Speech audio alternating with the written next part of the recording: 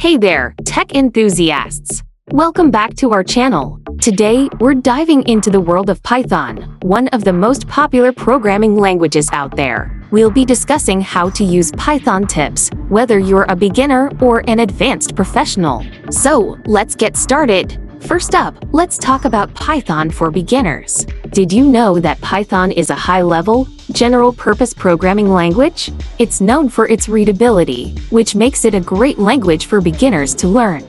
Python's syntax is simple and easy to understand, making it a great choice for those just starting out in the world of programming. Now, let's move on to the advanced side of Python. Python is a versatile language that can be used for a wide range of applications, from web development to data analysis. Python's extensive library support makes it a powerful tool for professionals. Its object-oriented programming model allows for efficient code reuse, and its dynamic typing system makes it a great choice for rapid prototyping.